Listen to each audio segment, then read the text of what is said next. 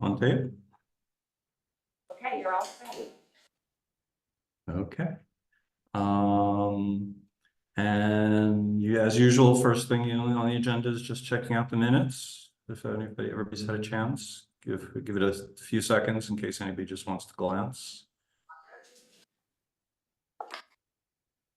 The only comment I have is items 5 and 7 are kind of almost the same topic, but I don't see any reason to change for that purpose.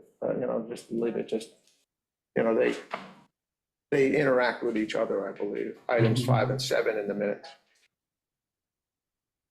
Or, yeah, 5, near shore water quality testing, possible extension of water quality testing areas. Slightly different, could have been under 1, but we love Jennifer anyway. She's done a great job. I wouldn't, I've identified it, but I wouldn't change it, but somebody else may think differently. Well, assuming that's not an objection or an approve. minutes, Second. yeah, all in favor? Aye, yes, aye. Yep, we unanimously approving the minutes. Okay, so at this point, we should go, Greg and Ken, we should go into, what's the status of rainfall and water supply, water levels in the wells. I will be really brief. They will be testing this week, I suspect. So I'm really looking back at what was last month, and I'm reasonably certain that the drawdown has started, and that's all I can say about it because there's no new numbers. I didn't look at the rainfall. But rainfall, we got Boku numbers. Yeah, we're okay. Basically, I published the record on, I guess it was the 12th. And since that time, we had additional water take us from 0.84 inches this month to 1.69 inches, which gives us a year-to-date number of 32.63 inches, which is above really our averages for the past 5 years. So, and for July, we're in a good shape from that standpoint. And we have probably more rain now than that. Right. No, we've had some pretty heavy rainfall recently. This is, we're in back to a wetter trend. So anyway, I would assume I didn't look at the real-time monitors just before this meeting. It would be really interesting to see the real-time monitors at this point and see, if we are indeed in a drawdown or continuing to build up water supply. Yeah. I mean, which would be really unusual for July, but it would just be interesting to look at that.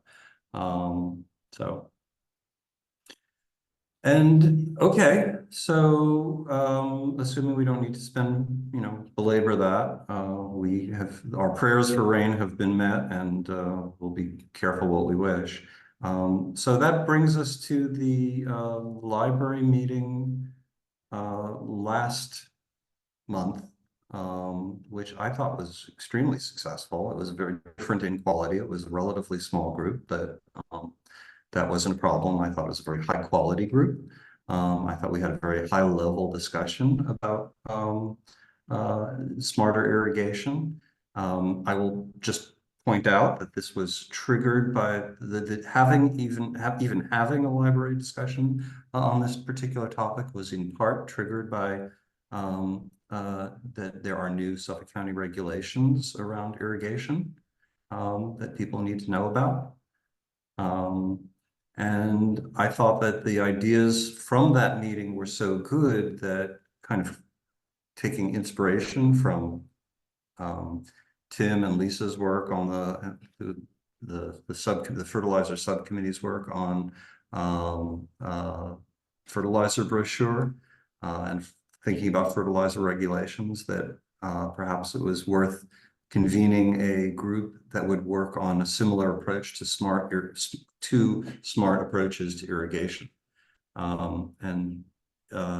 To that end, I invited a number of people from the meeting who seemed to really be tuned into the topic and have something to contribute. So we have Mark is here with us, Mark Capolino, who's done some younger adult education and general education on the topic with CCE, and Jay Card, who we know has worked in both of his both his current job and his previous job, in smarter approaches to irrigation, and Sean Davey, who's been tuned into the issue and is tuned into also the issues in the nearshore peninsular areas, all expressing interest and all joining us for the possibility of creating a well, the scope of what this subcommittee might do is the topic of discussion.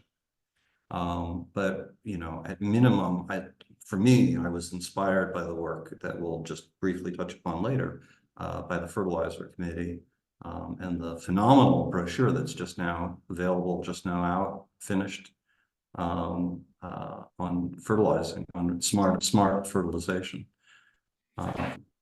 So I guess you know, what do we think? Do we think that a group working on specifically on irrigation, smarter approaches to irrigation, making both informing the public about new regulations, discussing perhaps town regulations and refinement to town regulations around irrigation, and informing people about newer technologies and ways to approach the problem of irrigation and various topics on irrigation, whether that deserves a committee group and if people would be interested in joining them.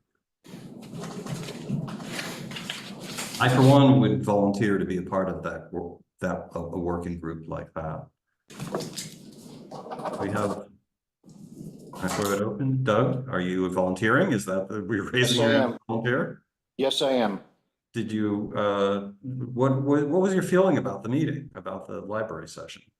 Well, I thought it was really helpful to have all of this input and these various perspectives. Mm-hmm. The conversation did run the gamut, it seemed. I mean, there were folks who were talking about things that had nothing to do with irrigation, as is often the case at these meetings. Mm-hmm.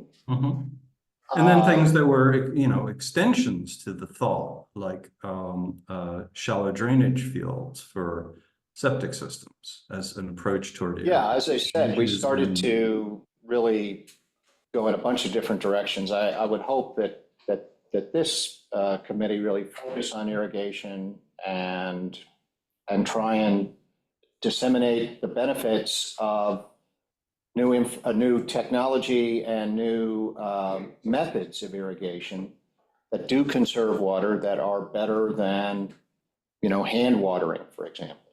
Mm-hmm. Well, I mean, and hand watering's got some positives to it too, as I think Sean might contribute.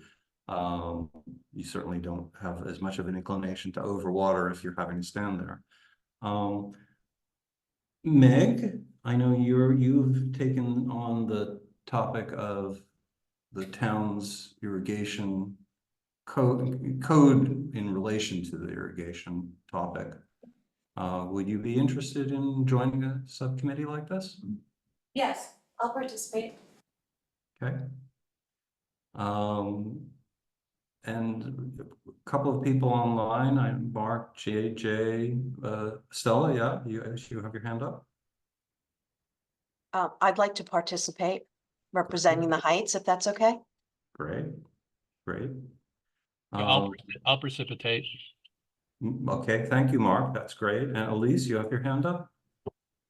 Yeah, I don't know how many people you need, but since I'm down in Montclair and we're having our get together this coming weekend, even though we'll be partying, we have a lot of one of the issues we have. I'd be happy to help. And you know, I think I'm pretty confident that Sean is driving right now. Sean, are you able to speak up? Can you hear me? Yes, we can. Yeah, so yeah, I mean, I think I've been pretty vocal. I'm more than happy to participate if you think I can add value, and we have a lot of people, whether it's divide and conquer. So I tend to be somebody who's kind of like, let's get at it and faster, but I think realistically, we're not going to hit this season of where it maybe is impactful, but I think if Meg is looking at code changes on the irrigation law, we can ideally, if that runs its course, time this to be coming out in spring with something that's educational about a new code, as well as, you know, how do you adhere, as well as hear other suggestions, and something that's very informative. And I think that hitting that at the right time, whether it's March or April or somewhere around there, I think would be, you know, a real value added to the island. Right. Yeah, I don't know. The devil's not chasing us in this particular case. This is, I think it's best to get it right. I think you're absolutely right that, you know, the season's well underway. And this is really something to get right for next season. Jay, can I just get your assent here? I know you have a lot to offer us in terms of expertise and supply. Happy to help. Great. Happy to help. Couldn't find out how to raise my hand, so I don't know what happened to that. I'm glad I called on you then. Yeah, no, happy to help, whatever you need. That's great. Okay, so it seems to me we have the makings of a committee, and the question that starts to come up is, you know, let's set some parameters for what this committee is supposed to do. I know that, you know, Jay and Sean and Meg, you know, that the concern about having the town code having regulations that are and code language that's clear and appropriate and helpful to people, and sets limits where limits needs to be set and not where they shouldn't be. So it's not advisable to set them. I think that all of those are, you know, kind of fair game for this committee's work. How about the idea of, you know, a brochure along the model of what the fertilizer committee wound up coming up with? Is that something? I believe that we have a couple of $1,000s in budget for materials, for being able to, you know, for bit of production materials, and we rarely do use it. Of, you know, there may be other use that we want for that, but I think that we might be able to, even as a committee with our small budget, fund a brochure. On the other hand, one could say that, you know, brochures are passé and this should be online. I think you could do both, Peter. Right? Certainly you want to post it online, but disseminating hard copies. For people to have a hand, to be able to come to have handouts at various forums where we appear and at town hall. But I also think, Peter, these types of documents are very helpful at homeowner association meetings, where you may have upwards of 100 people gathered, not all of whom are internet savvy, not all of whom would even occur to them to look at the town website for this information. Right. So I do think you have to cover that side of the equation. Right.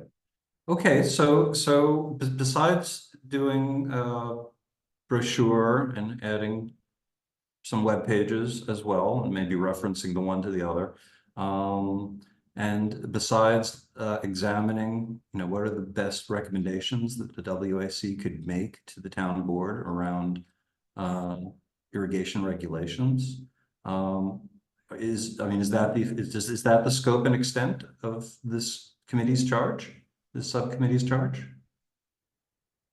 And I'd like to bring up, you know, that last year when we were meeting for the fertilizer subcommittee, we met at the library, and that's not available. So you might want to be thinking of a meeting place. It's always challenging to get this room available as well. I'm, you know, I'm actually, though I love seeing everybody, and I think there is a place for us to, you know, there's a time when to schedule the town hall and get, you know, and meet in person. I'm very much in favor of, you know, moving efficiently and using Zoom where necessary, and you know, communicating by email through the group. So let me just make sure we have all the names. We have Meg, we have myself, we have Mark, we have Jay, we have Sean, we have Lise. Stella. And Stella were correct. Doug was raising his hand right at the very beginning. So assuming Jennifer captured what I just said, I think we have a committee. Guys, I'm happy to offer up the Heights office. We have a pretty large table for 12, 15 people, so if that would help, we'll make it Okay. available. Very nice. Thank you, Stella. Yeah, thank you, Stella. What I will do is I will send an email to everyone in the group I just mentioned and just begin to get a little bit of polling for when is good for people. Maybe we should do an initial kickoff get together, perhaps at the Heights, in the next month or so. And thereafter work as efficiently as we can, using all the tools and technologies that we have. All righty. So does anybody else want to sort of weigh in or comment on this idea of this new smarter irrigation committee? Okay. So then what we should move on to is the next agenda item, which is we have another library event coming up in only 3 days, on Thursday. So I hope you guys will, as many of you as can attend, will attend. The topic, it's been distributed. Actually, Jennifer, maybe you could put up the brochure, the handout that was posted at the library and has been circulated to a degree. Are we able to get that on the screen? I get this 1 second. Sure. So the topic is community initiatives. And the concept here is not waiting until the town helps those who help themselves. And not waiting until encouraging people not to wait for the town, but to lead the town and to partner with the town. So, just in terms of my thinking about having a discussion like that, to my eye, the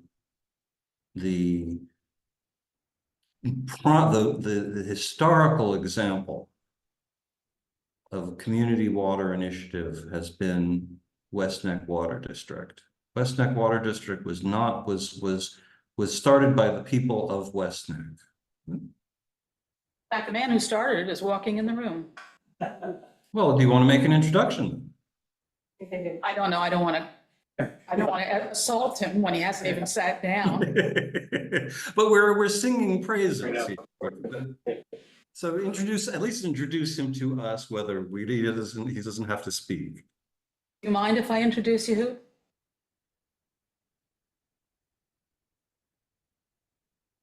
I'd like to introduce Hoot Sherman, who was the supervisor.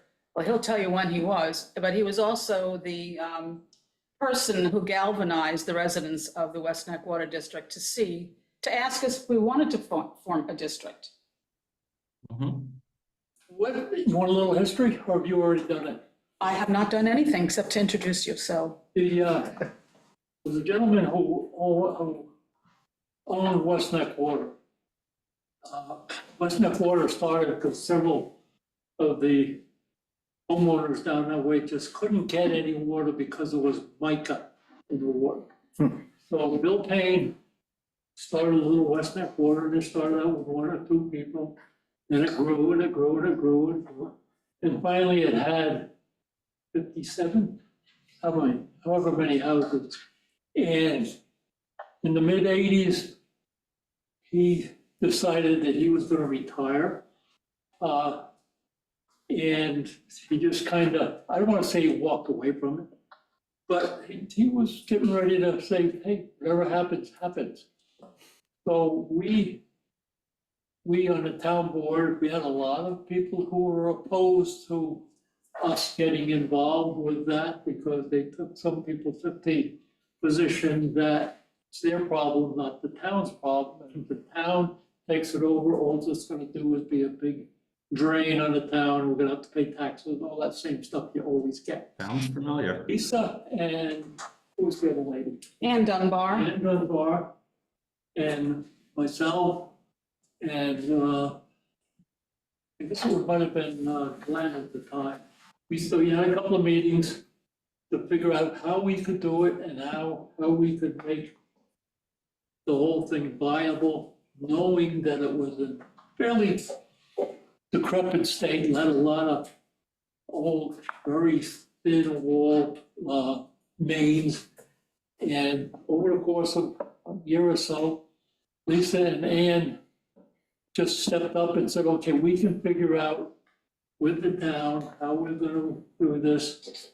And they ended up finding it very simply, how many people were involved in getting water to their house, what the budget might be, what kind of limited improvements they could make within that budget, and maybe a few more bucks if they could get them out of the people who live there. And they kind of put it together, and we just backed them, but we didn't do very much. They did 90% of it themselves. We fended off a few people who wanted us just to let it go, let them worry about how they were gonna do it. But when we got all through, Lisa and Ann and some other people down there put it together, figured out how to work it, and they ran it for the next number of years until a couple of years ago when they decided to bring in the Suffolk County Water. And it was just. But the community is still involved in the management of West Neck Water District, partnering with Suffolk County Water for operations. So thank you, Hoot, so much. And Hoot, you know, you were also the person who helped my wife and I and our neighbors across the way do the preservation, the earlier preservation on Fresh Pond of property between us and our neighbors. Since the CPF has kicked in a big way and we have Turkham's Rest, but you know, thank you for a lot of things that you were originating. That's the way we used to do things around here. Simply, easy, people working together. Now everybody gets pissed off at everybody else, and it's just Right, and the community stepping up is with a key point and the community stepping up and engaging a partnership with the town. So the next example of that would be, in my mind, and this is just my mind, and it's obviously the place I go, is the Fresh Pond Neighbors Association. This is very timely because between today and this Thursday meeting, on the next 2 days, will be the first annual Fresh Pond cleanup, paid for by the Fresh Pond Neighbors Association through fundraising, through its dues, through fundraising, and paid for by the community as a whole and not by the town. But the town has partnered with us and then put in, due to Greg's tremendous shepherding of the study work, the engineering work through the WQI, the town put in upwards of $150,000 toward engineering a long-term solution for Fresh Pond. But we will see, if you come down to Fresh Pond tomorrow and the next day, we'll see cleanup there. Jennifer, do you have that brochure, or I do? If you could let me share a screen, I would just put it on the screen. Okay. Are you going to let me share screen? Yes, go ahead. Okay. So yeah, this is the Fresh Pond Annual Cleanup, July 16th and 17th. And we'll basically be having a harvester and a conveyor belt machine in Fresh Pond. The overgrowth of and decay of lily pads and the growth of harmful macroalgae called Lyngbia, or actually more precisely, it's a subversion of Lyngbia called Microsyra, near the town access. All of that is going to be harvested out in the course of 2 days, brought to hay bales along the side of Fresh Pond Road, dewatered there, and then taken as mulch to the dump. So we, you know, as a group, we're very proud of it. I tend to not want to, you know, crow about Fresh Pond at Water Advisory Committee too often, but this is a done deal and something done by the community, standing up on its own, you know, and not waiting for the town necessarily to do things. But of course, we've had incredible partnership with Joe's office, with Fred Thiel's office, who's helped us get our permits through the DEC, and with the DEC slowly, but yes, cooperatively, yeah. Peter, how long did it take you to get those permits? 2 years. Year and 3/4. From We date were of hopeful that we would be application? able to have this cleanup last year. We actually have raised 2 years worth of funding, not because we're so far ahead, but because we didn't get to spend our money last year and we just kept going. And this will potentially need to happen for 10 years until the long-term project makes it unnecessary. We can just let the lily pads, and we shouldn't get the Lingbia, and we can let the lily pads decay as they did for years and years and years when we were all kids and the pond didn't turn green. So, but yes, did you have a further question, Doug? No, I just wanted to get a sense of the permitting process and the length of time. Yeah, so the DEC, you know, I think that Joe might comment on this. I think he was surprised at the length of time this took. This was not particularly, shouldn't have been very difficult permitting to analyze and get through to us. We have a separate permit that we are still awaiting but expecting very shortly. That's more complex for the full engineering project, but for just doing cleanup of overgrowth, harvesting out of overgrown materials, it's, you know, pretty standard stuff. It shouldn't have taken as long as it did take, and I think that, you know, it speaks to disarray in government at various levels. And how did Fred move things along? Actually, the most helpful person was his legislative assistant, Denise McRedmond. And I think that she was able to Fred met with all of us, really got an understanding of the overall project, why we were doing both the short-term and long-term project simultaneously. He felt this is something that needed to move along. I know that Joe can comment maybe a little more than I can, but you know, it's the town's request for a permit here. The town owns Fresh Pond, and we were just not getting responsiveness until Denise McRedmond started to inquire for us, and then we started to hear back. I'm not sure if I'm characterizing things fairly, and I don't know exactly what all the delays internally within the DEC are about, but I do think that, Joe, I mean, can you speak to were you surprised at the length of time this took? Yes, very. I think partly we got caught in some of the post-COVID workload transition at DEC. The other part is that there's not a lot of freshwater staff in our region of DEC. So I understand this review was outsourced to other offices that had more experience with pond work. And then Fred's office, or the full assembly, has their own DEC liaison for communication and permitting questions. And so they were able to establish another communication line that we weren't able to do directly. And I think that helped get the wheels moving. Yeah, and again, I would just say that this is another one of these instances. I mean, we came in, that sign that's been posted at Fresh Pond Road and at Turcom's Rest, it's a beautiful graphic. We took 10 of our members and members of other groups that were supporting the Fresh Pond Neighbors Association to Fred's office with that sign, and, you know, having the visual aid right there in front of him, showing him the science that we had done, having people testifying to people beyond Fresh Pond had an interest in this. Menantic Creek came as well. As you know, 75% of our water flows into Menantic Creek underground, so excess nitrogen in Fresh Pond impacts Menantic Creek. They're big supporters of our project because they know the impact on the work they need to do in their environment.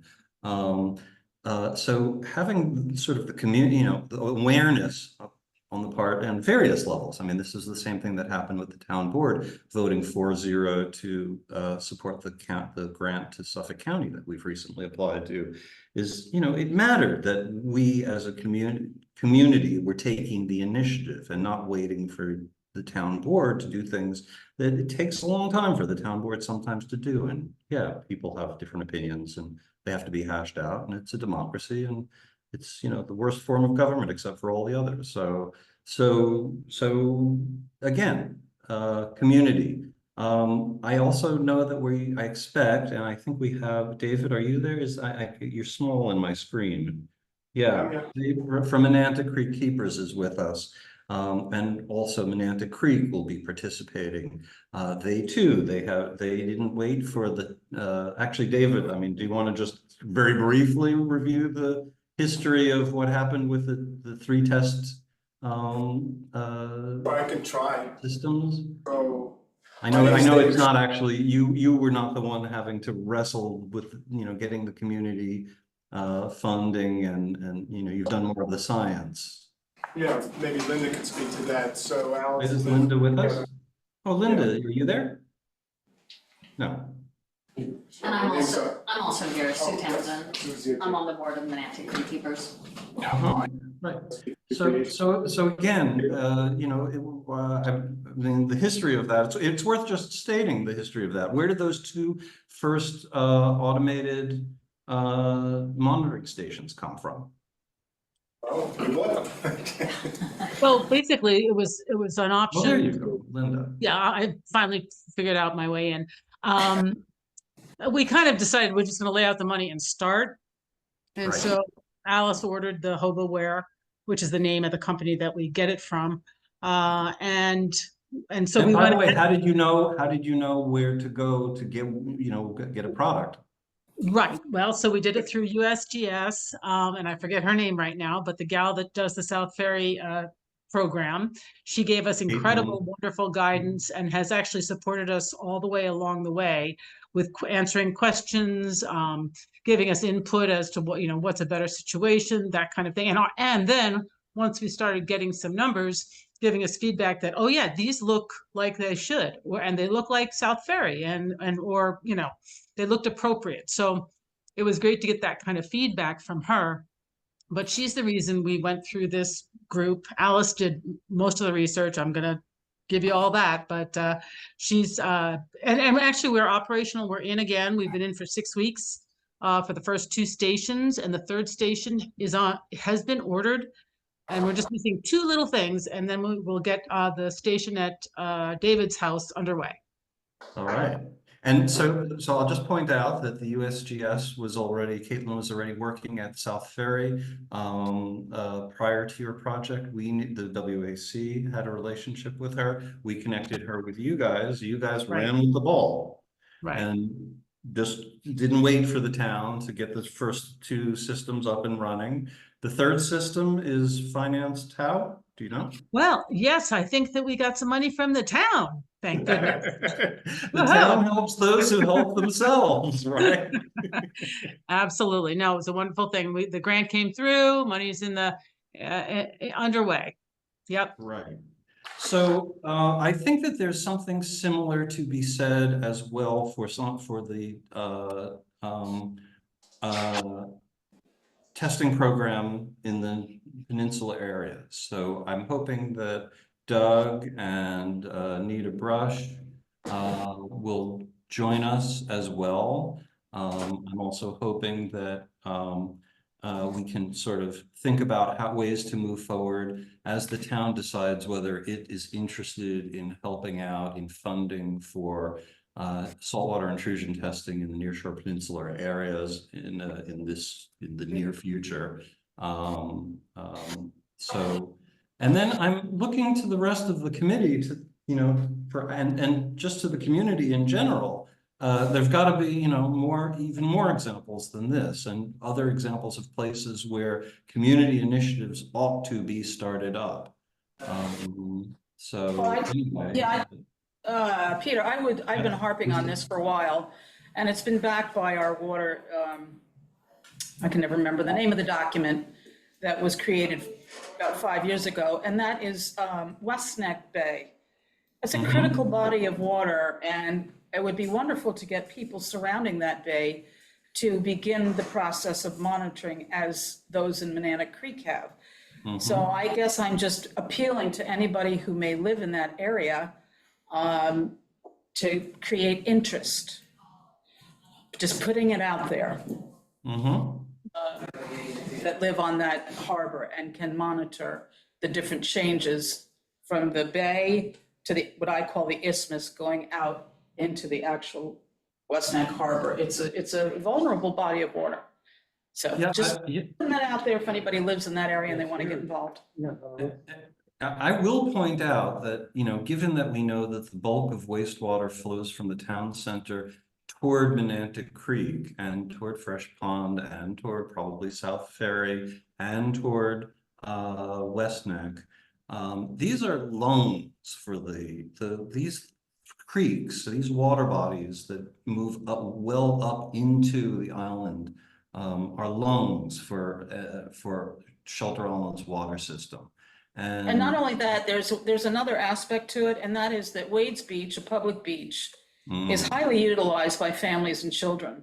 And you look at the different beach closures all over New York State because of algal bloom, whatever you want to describe it. And I think it's really important for us to be thinking futuristically and keep our beaches open and safe for families. And so that is another consideration, is the public beach there. I remember from decades ago, beach closures from brown tides, you know, probably larger scale coming from all the way down from the Riverhead waste treatment areas, but at Wade's Beach. So, you know, and the disappointment in the summer when this is inaccessible, these are inaccessible areas, and the damage to the sense of, you know, Shelter Island as a beautiful summer retreat when that's the case. So, you know, I mean, and more and beyond. So this should, you know, this is about inclusion and about getting things going and about, like, one person's project does not take away from another person's project, especially when the community stand up and start to contribute, you know, their time and potentially their money. Yes. So anyway, so Thursday, I know that Lisa, I know you are you're slightly busy on Thursday. A little bit. Yeah. Yes. But Lisa, busy. yeah, not to do too much of a pitch here, but the play is that evening. So if you haven't bought your tickets that evening or not the following 4 evenings. It is about the ferry boats too, which is interesting. About the ferries, right? So, but Lisa, I think if she can, will give us 20 minutes at the beginning, just so that the group that comes to this meeting is sort of aware of, you know, historically here, West Neck Water District, in terms of living memory, kicked off this process of communities kind of standing up and doing for themselves what the town isn't necessarily ready to do for them, at least yet. So, okay. All right, so mark your calendars and let's take a look at what we got on the agenda. So we have already covered actually number 6, I would say. Fresh Pond cleanup is going to be happening the 16th and 17th, and then the 18th is our meeting. Do we have the final version of the fertilizer brochure? We've covered it already. Do you have? Are you holding that up? We have the brochure. Everybody can look at it. I believe it's been published, and I think it's ready for circulation. I have to check with Tim Pertel on that because he's responsible for this. I want to thank him because he did a wonderful job. And I've already made note of at least 15 places that this could be distributed and left for the public to pick up. So after this week, Tim and I will work on this, make sure it gets out to everybody, to lawn care providers, all of the nurseries, hardware store, town municipal buildings, the library. Property managers have also expressed a desire to circulate this to their customers, ferry offices. So there's a long list of I think that Tim and I are also going to try to get this bilingual. We have to find somebody to translate or a program that will do the translation. Wow. and then so that we can give it to lawn care providers who are Spanish speaking. I think that there's enough of a population here now that we need to consider that, because this is for everybody who works in the industry as well as homeowners. So that's another aspect that we're talking about, and we're gonna sort of move into action. And gardeners. You could put churches on that list too. The Presbyterian. Yeah. Right. So yeah, it's something, you know, that it becomes our task to make people aware of that the existence of this brochure and the ideas that are within the brochure, and to keep moving forward on the concepts that, you know, using licensed people and. It's the beginning. Yeah, it is a beginning, right? Is the fertilizer committee going to continue meeting? I don't know that. I haven't really thought about that, but perhaps Tim and I can talk about if that's something that we think needs a continuation of discussion on. Okay. Certainly, it seems like it needs a continuation of pushing it and pushing the ideas behind it, and, you know, continuing to work on regulation issues and, you know, can we refine the process of working together with the approved landscapers? Right. And Keeping that process democratic. tracking the efficacy of this is important, and I'm not sure how one does that. If anybody has any ideas, I'm open to them. You know, because it's paper, it goes out, we really don't have any way of monitoring people's activities. But there may be, with a little bit of thought, there may be some way we can track the effectiveness of this information. All right. So this segues into the next thing, but I don't want to necessarily. People may have thoughts about the topic of fertilizer education. But if we're ready to move forward, one venue that would be great to have a whole lot of copies of this fertilizer brochure is we are now coming back around the annual cycle of Green Expo is happening August 24th. And we can have a display ready from this that it's more extensive than the brochure for the green. I know last year we displayed about Fresh Pond. I always am careful not to overemphasize Fresh Pond. It's a piece of the larger picture, but we certainly have the display from that. I'm hoping that as many of you guys as can, participate in our booth will do so. Last year, it seemed like we really had one of the most vibrant sort of engagements with the community there. We had. Can I bring up something else, Peter? Peter has been using or has been setting up a display at the farmers market, which is, I think, been very effective. There's a tremendous amount of people that flow through there every Saturday. And so he's been engaging people in what's happening at Fresh Pond. And I believe that perhaps if that's something that the Nanac Creek keepers were interested in setting up a little display. And again, it's a great opportunity to educate the public. So that's another place that we'll be, putting up the fertilizer brochures for distribution as well. So any public gathering like that, where we can meet with the public is wonderful, because they don't come to town hall. They don't come to meetings necessarily, but we have to go out and meet them where they are.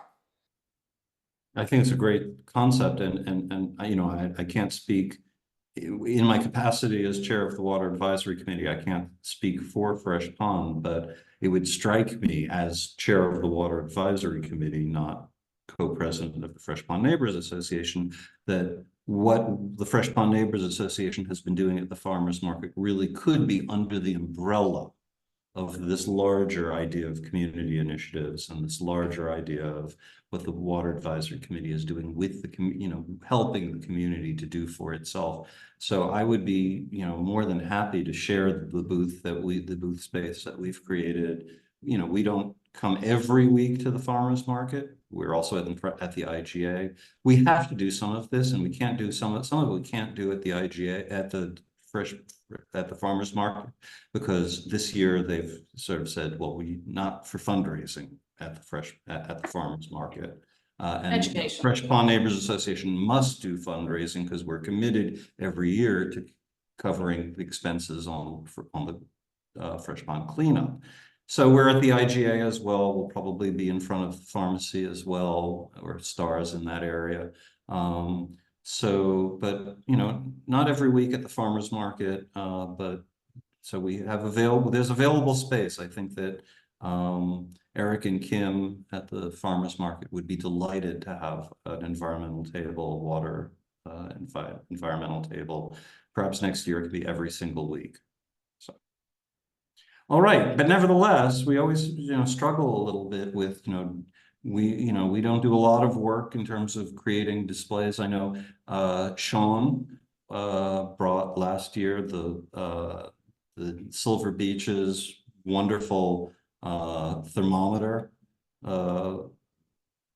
indicating where the drought levels were at.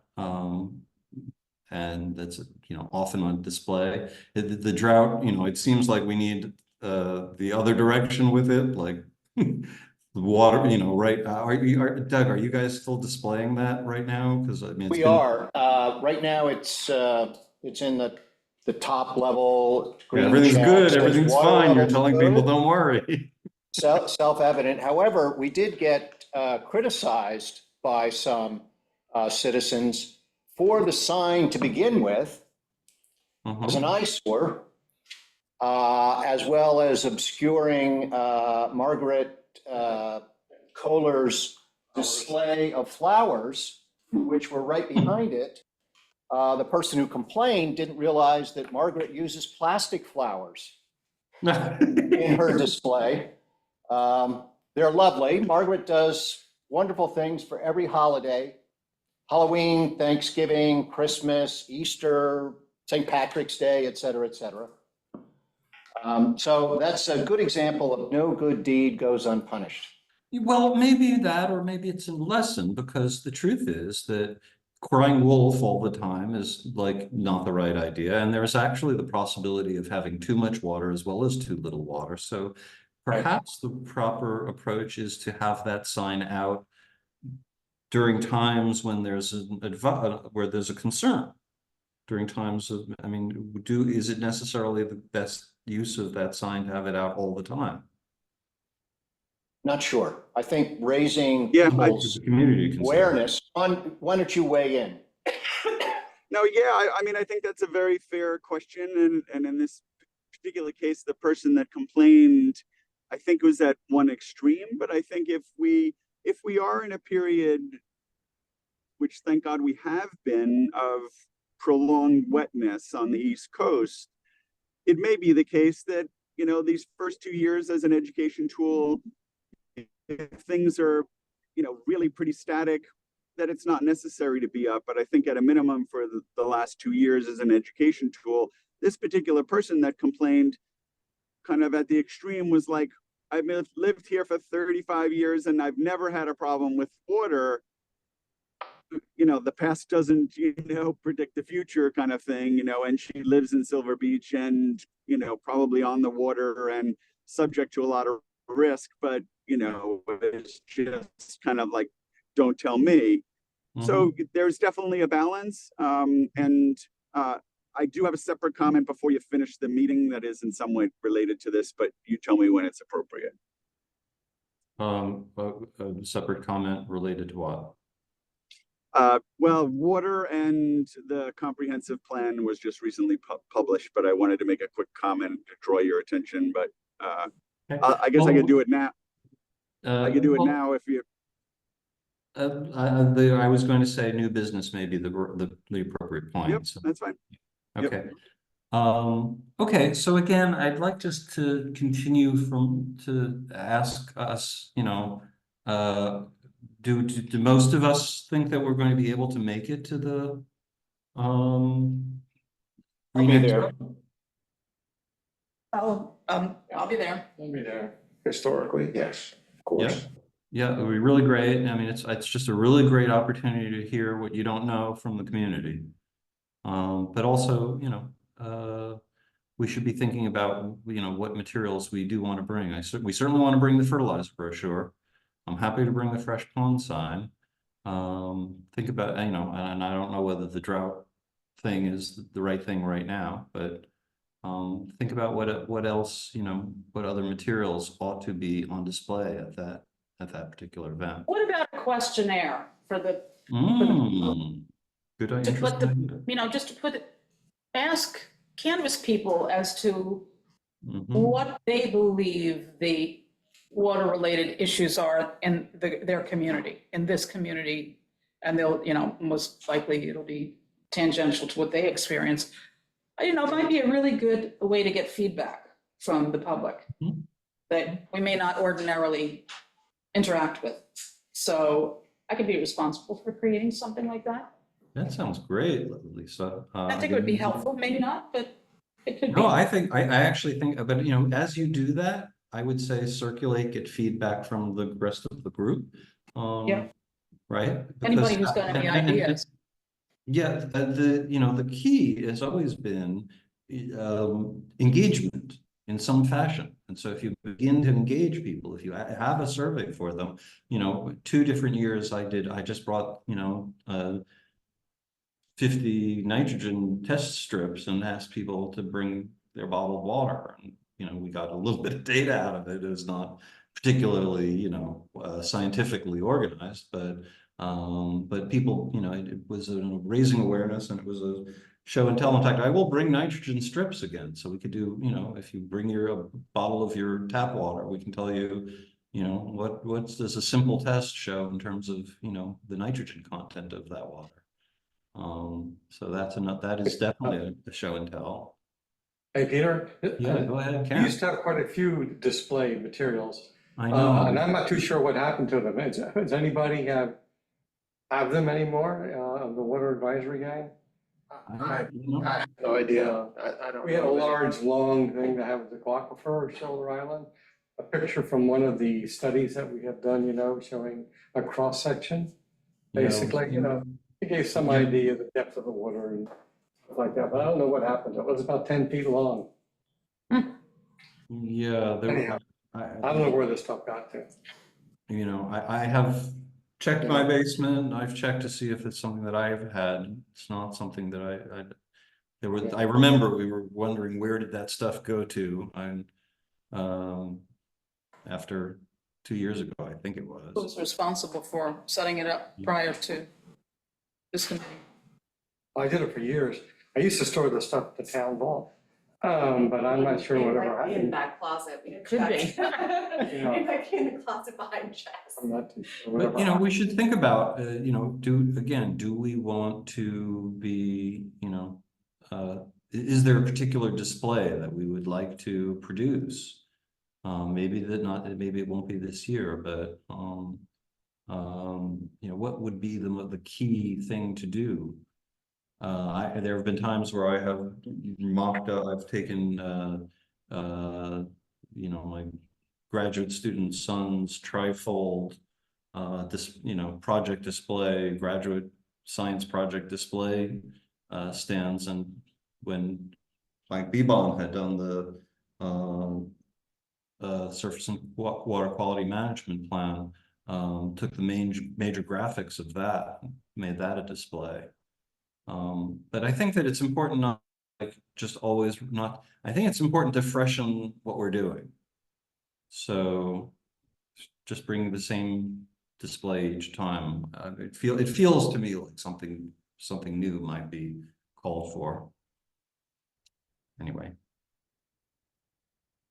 Think about if there are other things to bring to the table at the Water Advisory Committee.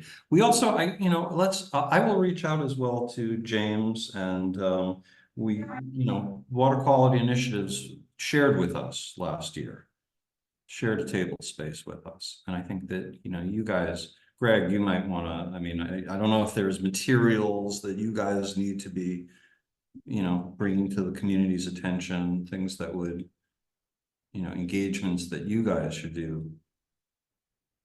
But I would think that we should share our tables. Yeah, it makes sense, absolute sense.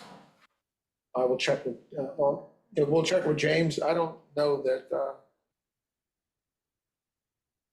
there's any known places where there are previously used documents or slides or anything. But take a look. Okay, well, so, let's, plan to be able to get together. And Lisa at least is suggesting that she will work on a questionnaire. I will bring nitrogen testing and the fresh ponds display. All right, other comments on the Green Fair? Anything else anybody wants to weigh in on that?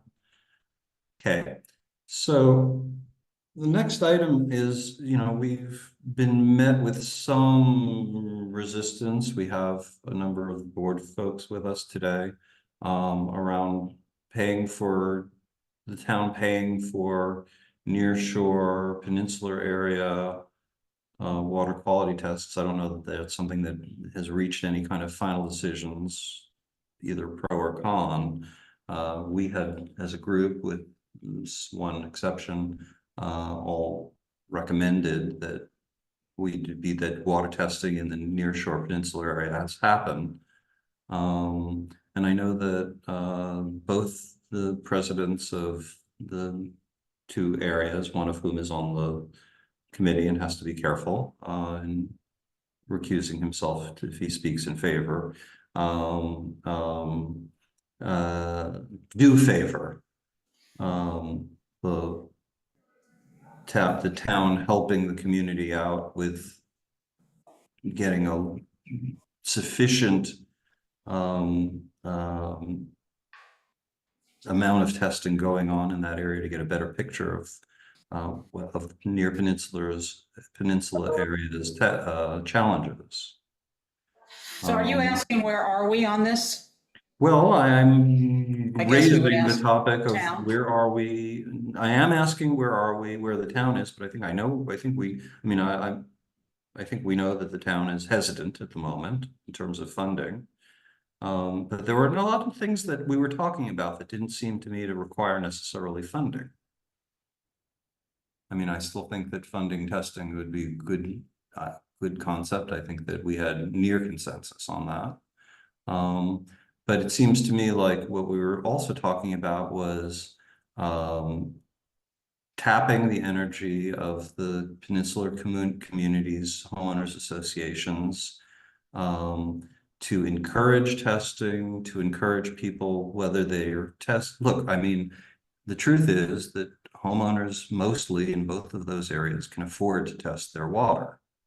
They can afford $100. And they're interested in testing their water. So I'm not exactly sure why we wouldn't go ahead with the testing program with Suffolk County Health Department, whether or not the town is paying for each of those tests. I mean, I think it is the right thing for the town to do. I'll lay that out there as a personal opinion. But we were talking about creating a website place where people could submit their test results. That still could happen, regardless of whether those tests are paid for. We were talking about asking the county, could they do it? We could, people could ask to be tested, regardless of whether it's going to be for free for them or not. Peter?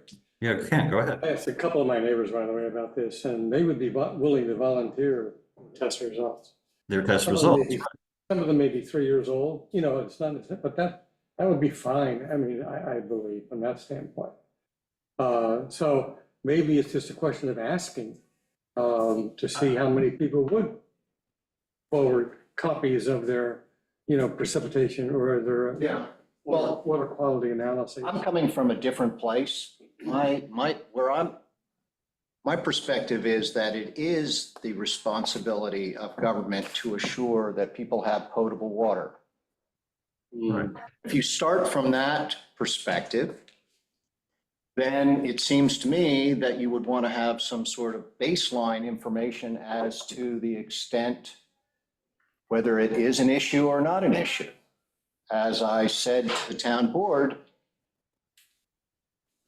I've been approached by people with these issues. It's not like I'm looking for an issue to champion. I have to be responsive to our members, to my fellow residents. Can't ignore it. So Doug, again, just wanting to protect you a little bit, I wholeheartedly and full-throatedly agree with your sentiment.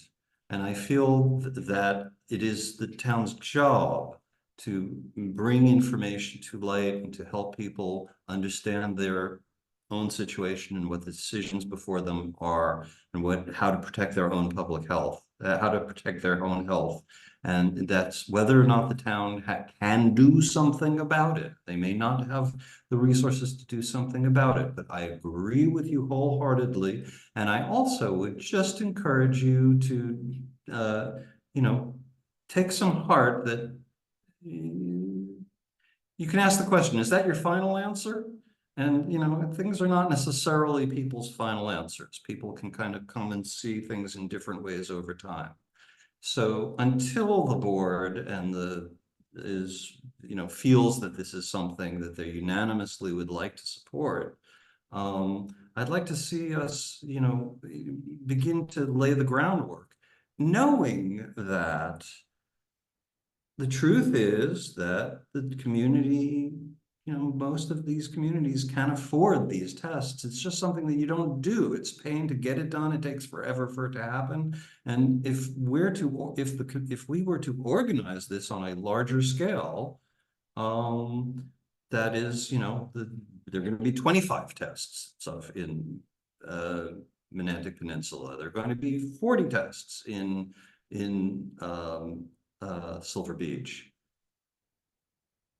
And as long as you're willing to share, then you can be part of those tests, to share to whatever extent we feel is appropriate, whether zoned or not zoned, to be hammered out. And we will have a place where you can register on the website, and we will have a place where you can submit your test results, and make it very, very easy for everybody. And you don't have to schedule with Suffolk County. We will have a group, a time, a week, 2 weeks, whenever they're coming through, and they're going to do the testing. And we can't tell you right now whether the town is going to sponsor this, but so you might have to pay $100. Yeah. I think we need some real policy and procedural clarity about our role as a committee and the town's role with respect to the responsibility, as Doug has expressed it, of making sure that the citizens have access to potable water. I think there's a lack of clarity, and that causes us to kind of wander around this issue and, frankly, not make a lot of progress.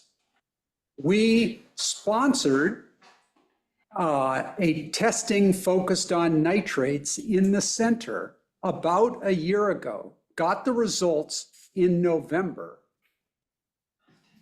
disseminated the results in March or April, and those results were concerning.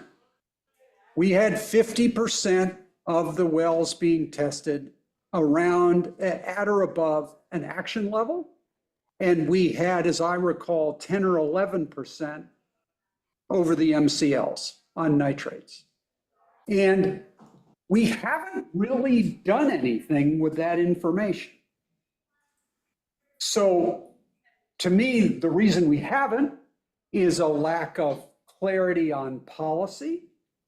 And you've suggested a policy, Peter, which is that the role of the town is to obtain or work with its citizens to obtain information that is analytically rigorous, to create an understanding of the problem that is scientifically useful, which implies consistency of data and testing protocols, testing panels, and so forth.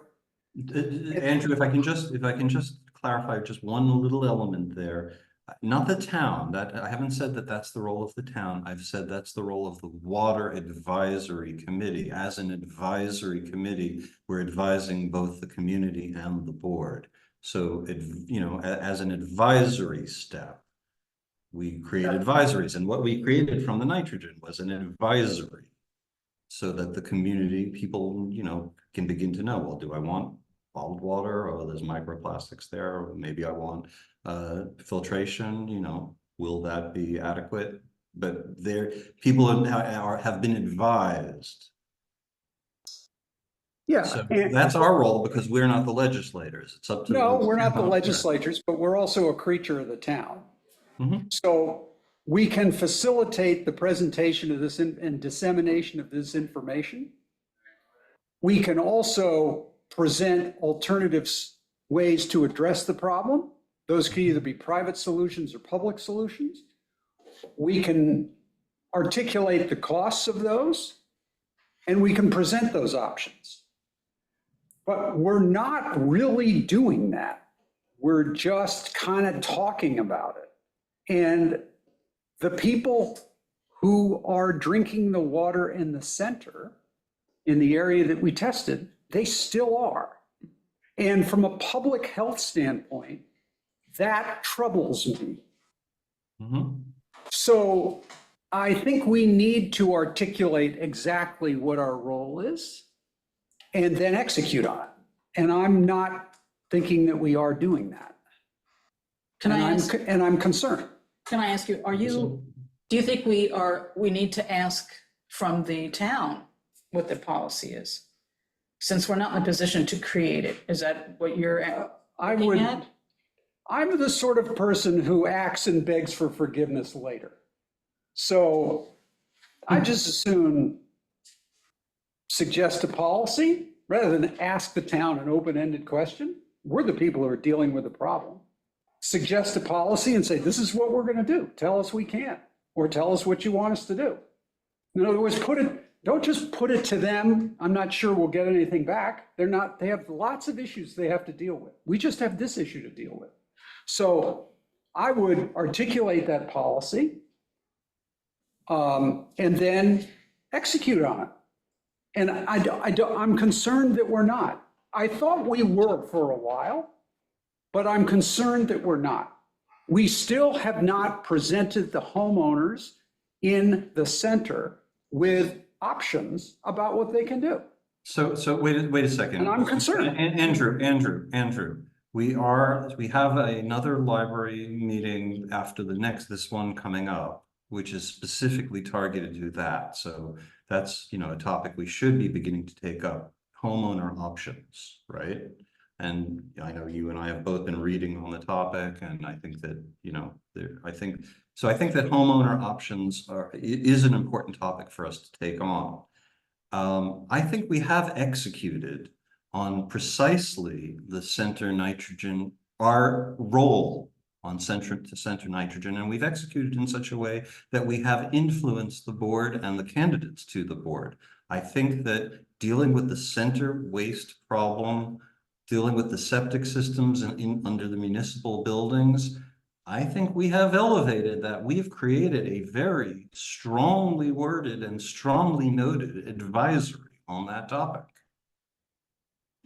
And Andrew, in your mind, I want to probe this conversation a little more. Sure. What kind of solution are you imagining? I don't know. Well, I mean, what kind of offering to the public? What's the final product? What's the next step in product from? A discussion of, this is what those test results mean. These are the potential public health implications of regularly consuming that water. These are the recommendations that, these are the alternatives that are available to you as a homeowner and us as a community to deal with that issue. Going from nothing all the way through to a community water system. And here are the cost implications of those different options. And in the middle of those things are private well treatment options. So that so that the community at large has a list of, understands the problem and has a list of options to deal with it. What the community decides to do is up to the community. I'm concerned that if we don't really articulate those options, the kind of passive approach on the part of this committee and the town of waiting for the community to demand a particular solution simply will never happen. Coalesce around one. Yeah, it won't happen. Yeah. I think that the community, I think that this committee needs to articulate different options and facilitate a discussion amongst the community about those options. And those options need to be technically sound, and they need to have estimated dollars associated with them. So people can see, oh, we could do this, this is what it would cost. We could do that, that's what that would cost. And we'll get into things like, oh, private options. Oh, okay, they'll get rid of a particular problem, but they won't necessarily get rid of other problems that either are present or may come along. Public options address that, but may have other characteristics associated with them that people don't want. But let's have, I'm not driving to a particular solution,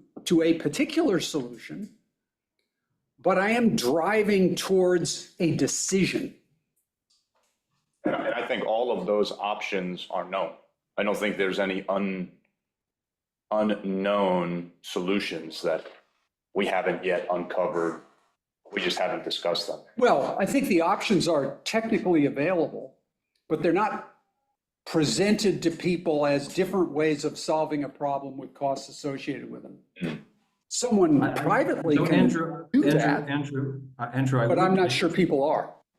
Andrew, I would just caution you, you've driven this forward very nicely, this sort of discussion forward very nicely within the committee. And as far as I can recall, just a few library sessions ago, we did kind of precisely what you're asking for. Maybe not, it could be refined further, put greater precision about dollar signs on different options.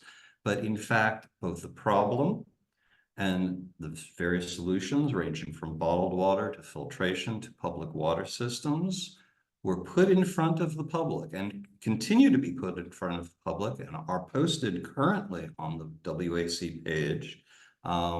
We learned from a very good library meeting, very well-attended library meeting, that we have to do better at making sure these library meetings are captured on video so that we can bring people back to videos and replay what we've done already. We're going to have to do them again and again, but I do think we are doing precisely what you asked. And yes, I would like to refine the center nitrogen recommendations because yes, people are drinking water beyond the potability limits. We'll get to that shortly as we begin to look more at data that Greg has done analysis of.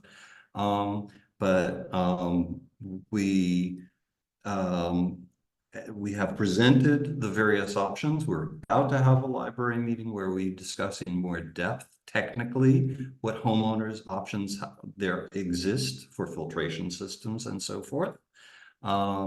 So I appreciate your frustration at how slow the wheels turn. I think you're doing an excellent job at keeping the wheels turning. I recommend you continue to do what you're doing. I just, one can get cynical if there's too much frustration. The truth is what we did around the center nitrogen testing got a lot of attention. More attention than some people would have preferred. Just pardon me for being impatient, that's all. Okay.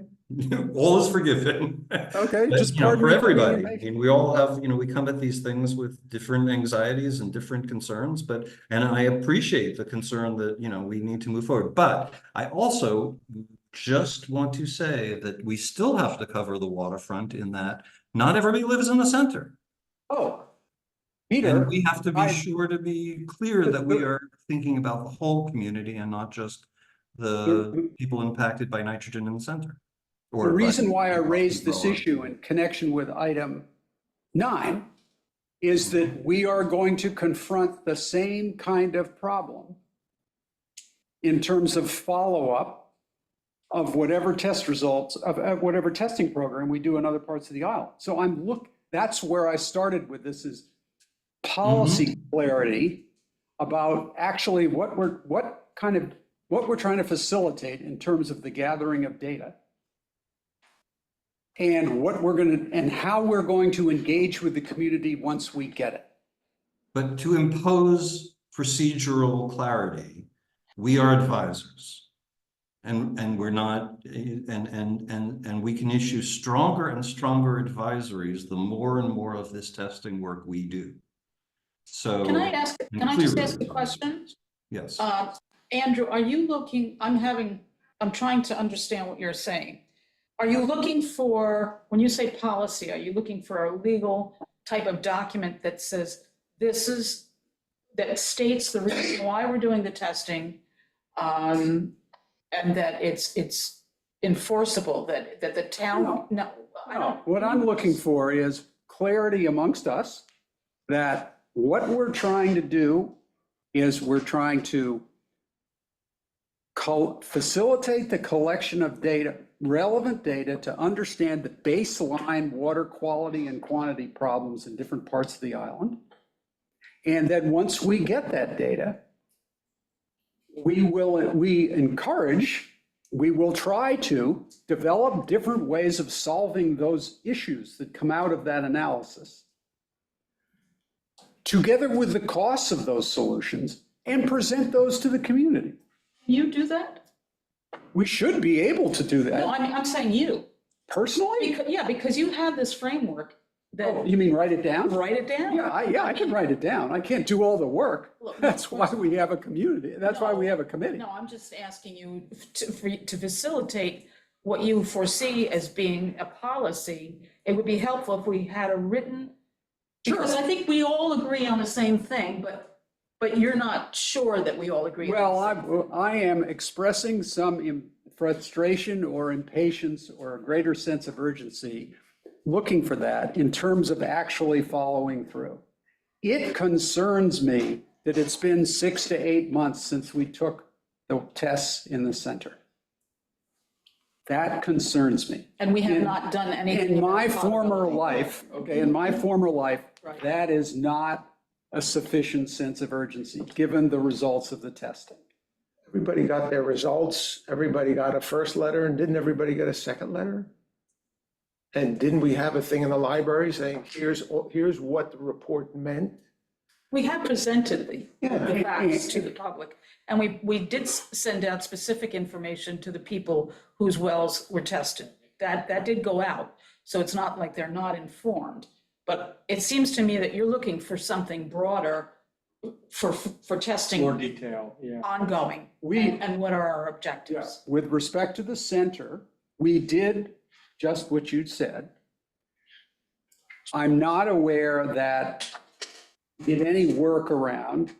These are the different options you can use on a private basis. This is kind of what they would cost, nor have we developed the community option.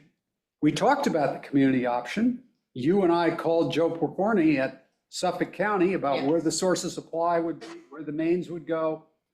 We never really fleshed out what that would cost. Right. No. So a homeowner on Maple Street Right. is saying, well, I got this result. I could solve it privately. This is what it would cost. This is what it would mean. Or I could encourage the town to undertake a community option. This is what it would cost. This is what it would mean. A homeowner has not been presented with those options. I think they have been presented with the option that they can advocate for public water, that we can't provide them with public water now, that they can use bottled water, that they can filter their water. It was part of our library presentation. It's the last page of the document that's online right now. We are definitely advising them in those directions. Yes, I think that we can do more in making precise each of those recommendations. Meg. Meg has got a question. Yeah, Meg. Andrew, I totally hear what you're saying and I appreciate it. I do think that we've given the public the general concepts of how they could handle it, what the options are, but I do think it's still kind of vague and it's not really concrete enough for the public to wrap their head around, you know. It's one thing to say, oh, you know, you could lobby for public water, and they're like, well, what does that mean? Right. How, like, what are the potential effects of that? So I do think it would be beneficial for the WAC to look into all the alternatives and really map it out the way you're saying with more solid information, including numbers if available, so that you can really put them side by side and give the public something that they can hold in their hand and look at and say, okay, my options are A or B. Which one suits me best? What suits the community best? And give them something to chew on. I do like your idea of coming up with essentially like a project description and plan before we embark on projects like the water testing. Making sure that you have the scope identified and defined, you understand the parameters that you're working within, because then it helps keep the whole thing focused moving forward. So I do think that these are things that we should start doing as a committee, and probably all the committees when they start to undertake new projects, is to really define the scope of what you're doing. Doing a project plan. Scope and sequence. Yeah, and understanding what you want your end of the project to look like, so you know when you're done. You know, because it is easy to lose track, because new things come at you all the time, but I do think that for something like the water testing, you're gonna have different results for different parts of the island, you're gonna have different types of complications with the water quality. So if, you know, nitrates are an issue in your area, here are all your possible options. If saltwater intrusion is an issue in your area, here are possible options. If PFAS is an issue in your area, here are possible options. And it's gonna take a little while to develop that kind of a document, but I do think it's a good idea to start working on it. And, you know, there's the low-hanging fruit that we know of, which is the point of service things that homeowners can do with their kitchen sink and getting information on that together. But then there's also looking at the bigger picture and some of the larger scale possibilities, which may be necessary when you start looking towards the future. Yeah, the tough one would be public water, basically, and getting a number on supply, public Well, water to an area. We did undertake that. Yeah. That's a very known solution that we worked through, and I think that the former comprehensive plan and the ground and surface water management plan spell out the roadmap for They a do. lot of these things. Yep. We've not taken it to the step where we're actually Private plans are pretty presenting straightforward, basically. choices. But that's where I think, Andrew, to your point, it overlaps with policy. Because we don't really have clear policy as to how the town intends to oversee this problem. Are we going to address this from a water supply side? Are we going to invest our money in the wastewater management side? And we now, you know, waver back and forth. We have IA mandate legislation on the table. We continuing discussions about wastewater management for the center government buildings. We have, you know, we've looked at public water expansions of West Neck. We had a discussion about Sachem's Woods, but all of these have sort of faltered in one way or another. There's something really tough to answer too regarding, will AI solve our problem of nitrates in the center with regards to the time lag, filtration, and all the other kind of things. You could still have nitrates in there for years, quite honestly, if you had everyone there on an IN system. Yeah, that's why I would reference the ground and surface water management plan, because I think it's an excellent document. Yes. That's Continues to be. timeline and phased for a comprehensive policy. And I think that's perhaps what we're failing to put together is that the water management is a comprehensive policy for both supply and wastewater. And the things today. We're not putting those pieces together. Yes, this is an evolving issue. PFOS is something that AI doesn't touch. Sure. And that's the next major thing on the list with regards to issues that we're going to have to deal with. Same for salt water. Which ones? I'm sorry, Mr. Well, can we make a recommendation then to act on Andrew's sense of urgency and, you know, his very well articulated need for policy? Can we act to draw up or bring back the water management plan? Look at it, see where we are, because there was a 5-year limit, there was an 11-year, and then there was an ongoing, and see where we are. I mean, I looked at it recently and I saw, yeah, well, we've met that. Yeah, we've done quite a few But things. we haven't even talked about that. And some of them inadvertently, we just happen to do them without actually reading the Without plan reading the still. plan. Yeah, so that's a good sign that the plan. Serendipity. Yeah, the plan was well thought out. And I would just urge, the other thing is, Yeah. Andrew, you're also, one of the things you're also saying is expressing is a frustration that we take on one particular process and then we look at another issue. Yeah. But that's Get been overwhelmed. deliberate, that we're looking at the nearshore peninsular areas precisely because they were not covered by what we did in the work that we did in the center. Yeah, So but Peter, again, that's been the call from the town board, is that we needed more action on resolving the center. So at this I think point, that's- the call is to go back to the center, just focus on the center. I don't believe that we can't walk and chew gum, but I do believe that it's going to take the communities standing up and doing some of the legwork too. So I think I'd like to table the rest of this discussion for the library meeting that's upcoming. I think it very much speaks to community initiative. I think that we will circle around. I think that the town does have an obligation both to the people in the center and to the people near shore. And I think that the balancing of those obligations is super important. Toward that end, if I may, and also looking at the clock, I'd like to table our discussion right now, not close it off.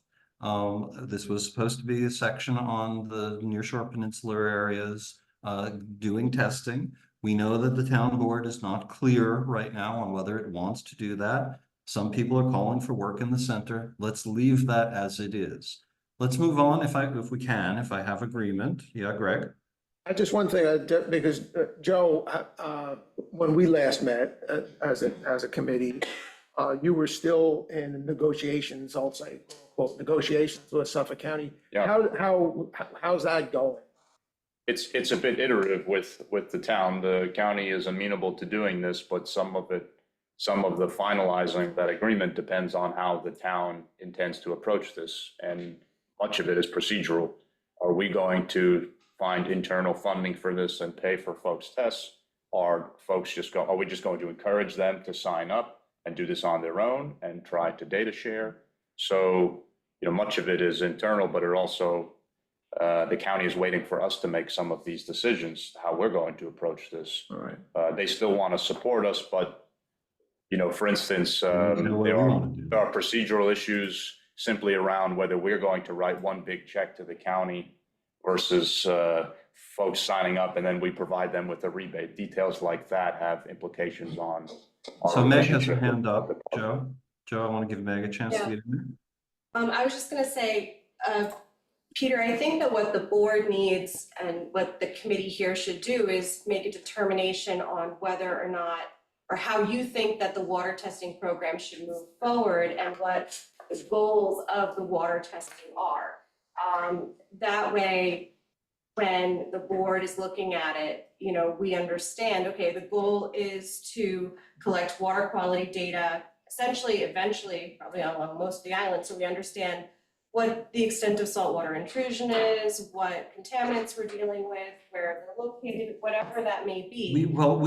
I think we have already stated that we think it should move forward, the testing should move forward. And we have stated that it should be full spectrum so that we get a full picture of the water quality issues on the two peninsular areas as our next step. I think she wanted to finish, Peter.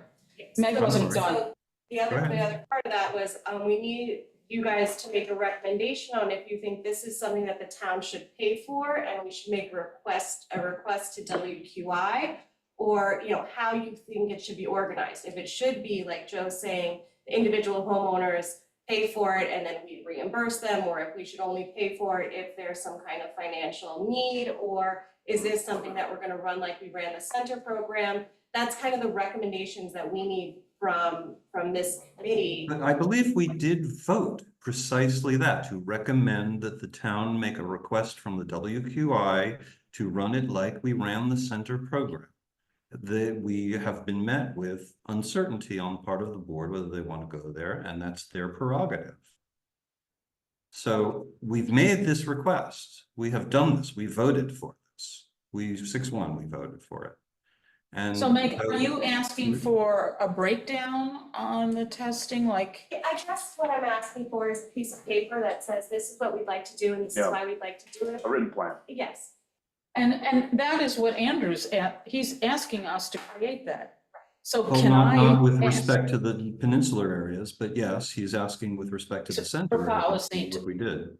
So would you be willing to draw up some type of policy, Andrew, on paper for testing, leaving the flexibility, whether it's for chloride testing or nitrate or whatever? I mean, do you feel that that's something that we need to, you gonna do, or you can't? I can write that up. It's a policy document and a procedural document. It is not a technical document. Right. Yeah, essentially what I think we need is a clearer chain of communication. I think what happens is you guys vote on something and we have a record that you voted on it, but we need some kind of memo defining what you voted on. You know, this is what we voted on, this is why we did it, this is our recommendation. Just a summary of what that conversation and communication was, that then the town board can pick up at Tuesday's meeting and be like, okay, this is what they were talking about, this is what they recommend, and then we can have a solid discussion And about it. in this case, the And- details matter for you guys to review. Right, and I Details. think that would help keep the chain of communication clear and consistent. Instead, it's hard sometimes when, you know, there's a vote in the committee, someone makes a motion and maybe it's an awkward motion, it's hard to follow through with exactly what got voted on.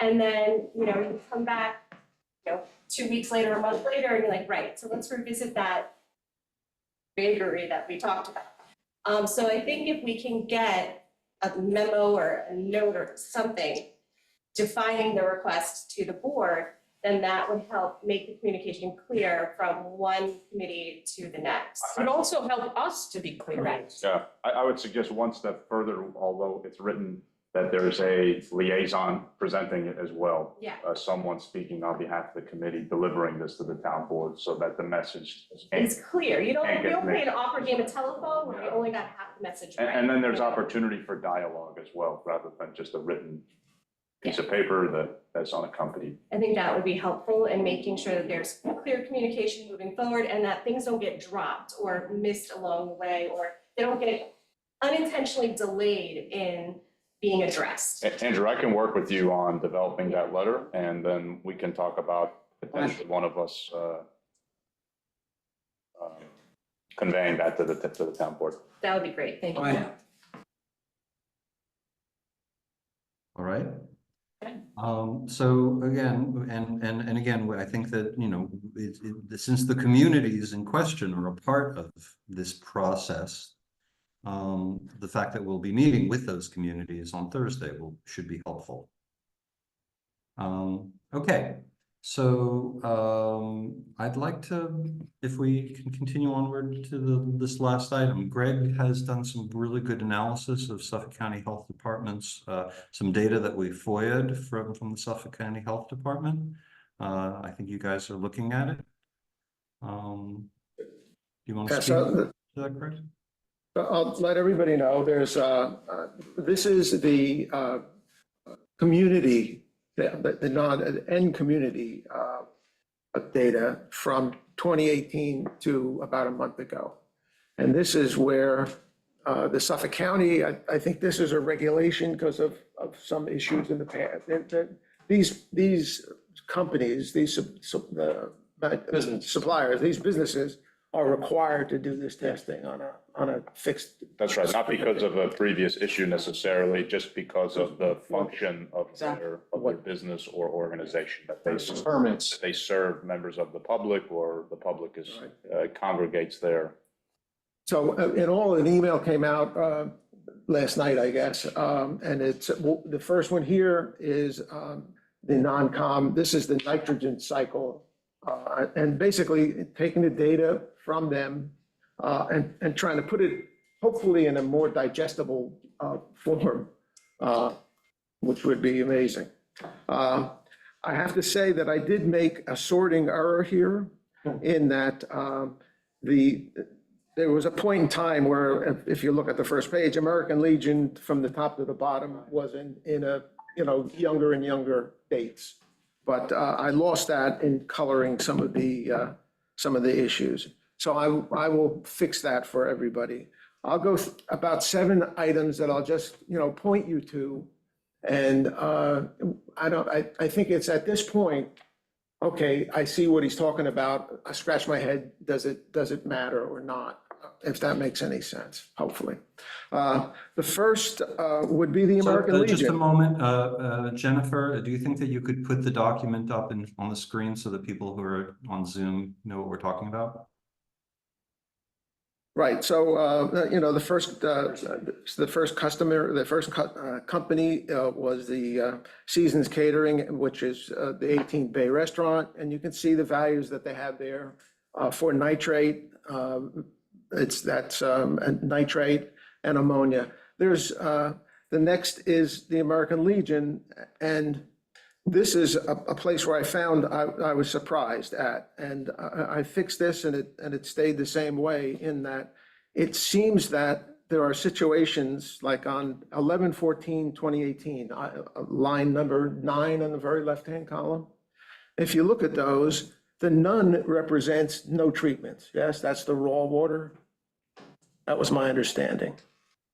Just a well, just pure out of the well. Yeah, and then I exchange is the treatment, right? So Right. Suffolk County, and this would be something to ask them, if we do the program for Silver Beach and Monantic, are they gonna do that Oh, they same do. situation? They do, you test your water in multiple places. Right. Yes.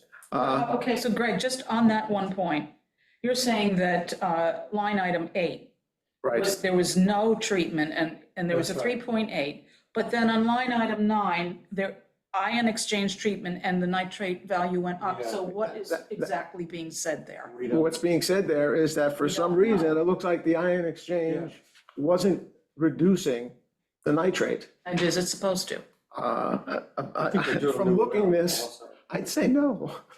It's not. Is that a remediation? But the Legion doesn't have a nitrate removal system, so I think the mix-up is perhaps in the treatment category here. Ion exchange there would not be for nitrate removal. Would not be for nitrate, No. okay. All right, so It's that's, just what treatments they have in place. okay, that is good to know then, that, my ignorance shows, but Well, not that's who I just am. yours. I mean, I think for me reading this is I think history.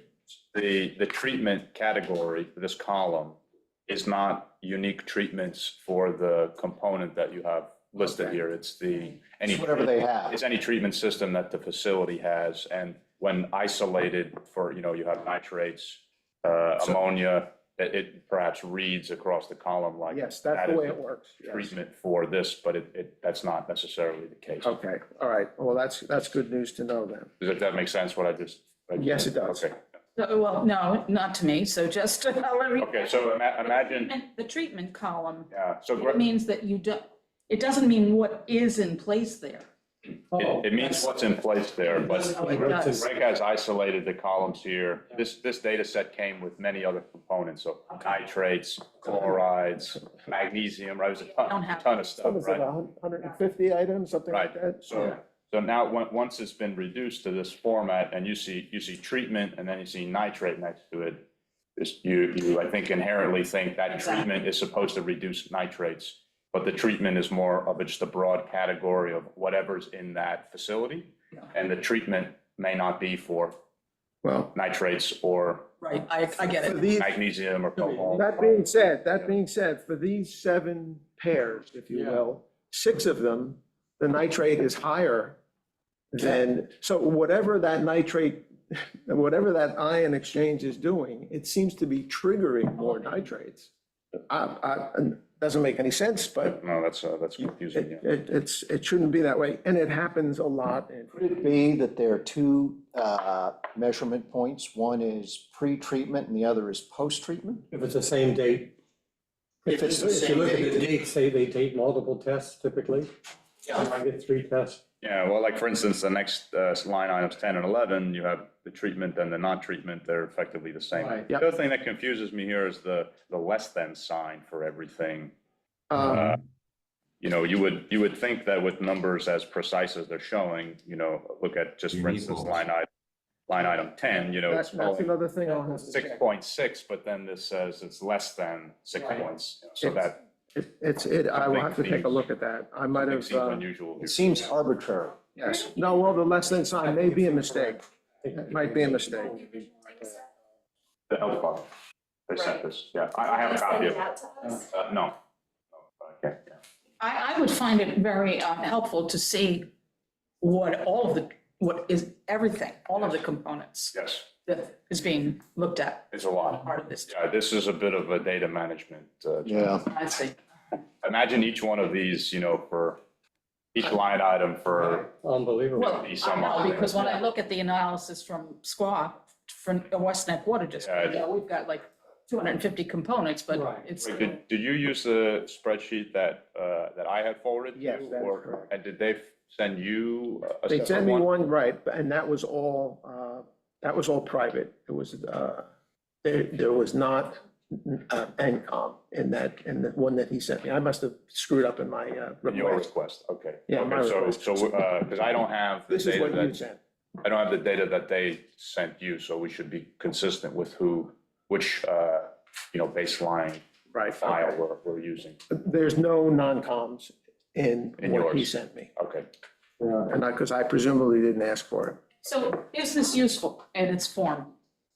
It's got to be, there's two things in it. One is if you want to see a trend line from 9 to 21, it would be useful if they were in a order, you know, a timing.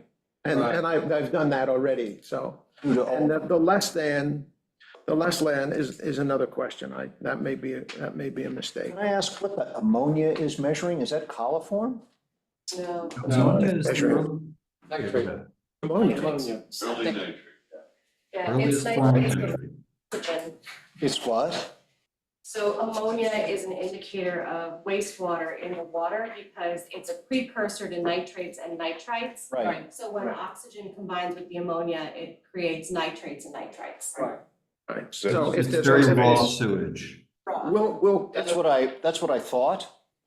in a bit, we'll come upon one of the stores that has a lot of, Notice that. It's a component of your direct body fluid. Yes. Right. Now, I'm sorry, can I just, this is anecdotal, but I really think it's important. Last summer, someone from Watermill came and said, my child is going to Camp Quinnipiac and she couldn't drink the water. And there were a lot of kids that couldn't drink the water. And I'm just paraphrasing this gentleman. He said, I spoke to them and told them that the water was terrible quality. So he said, they gave me some excuse and said it would get better, but it never did. And I thought, what is our responsibility to follow up on if there is a business, especially a camp that is providing this poor quality of water to kids? I mean, I just thought, should we be looking at this? Should this be a consideration for us? Or is it hands off? Well, Camp Quinnipiac is a non-community system, so they are regulated by the health department. No, that's Suffolk County Health Department. Yeah. And their data is in here.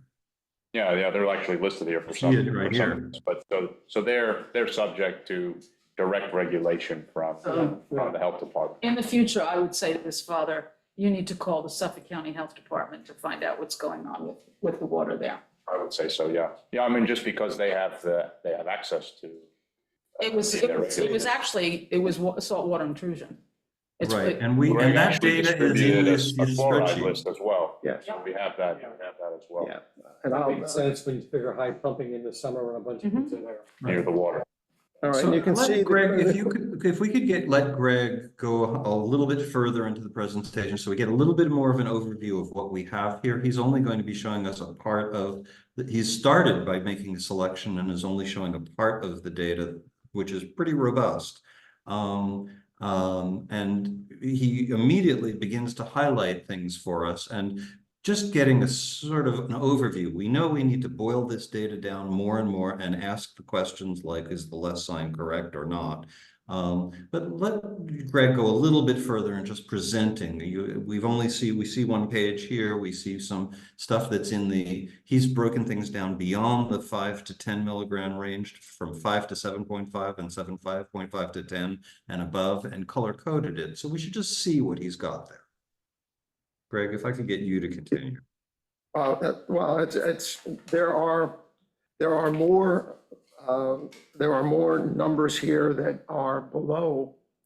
Could you have Jennifer point you to further rows and areas? Yeah, that's not very easy to see, but yes, it's there's more sites that are 1.4, 3 point whatever, they're less than 5. And we're seeing sites that are flagged. Actually, Jennifer, if you go. Okay, some locations are different. Location, and it becomes apparent, right? Yeah.